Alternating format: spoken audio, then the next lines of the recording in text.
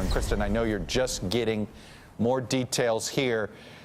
I think some people are going to say, is Price a sacrificial lamb in order to hope that it takes the heat off of these other notable ethics probes that are going on, or was Price just that egregious?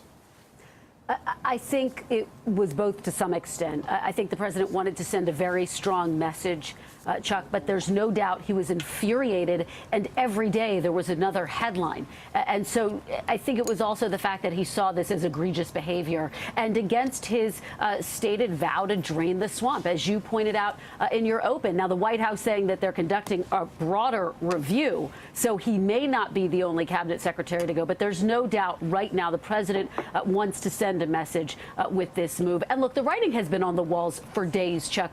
The president was asked in the middle of the week if he was going to fire Price, and he said, we'll see. Yesterday, he was pressed on whether he still had confidence in Price, and he declined to answer. Behind the scenes, we were, of course, talking to our sources who said, one of my sources said, he's a goner, and that was midweek. So it seemed as though it was moving in this direction and that the president wanted to let the process play out a little bit. But again, I think there was just this avalanche of negative headlines. One more point, and I think it's an important one.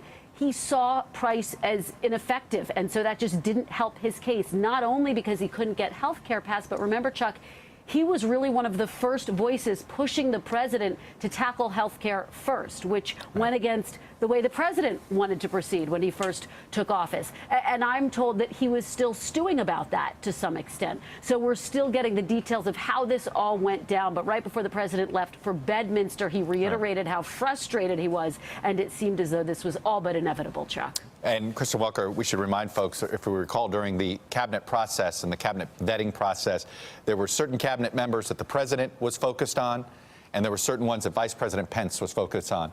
Tom Price was considered sort of in the Pence wing of that. So it's a good point there. I don't think the president was as personally invested in him as, say, a Steve Mnuchin or perhaps a Ryan Zinke. Kristen Welker, thank you very much. Hey there, I'm Chris Hayes from MSNBC. Thanks for watching MSNBC on YouTube. If you want to keep up to date with the videos we're putting out, you can click subscribe just below me or click over on this list to see lots of other great videos.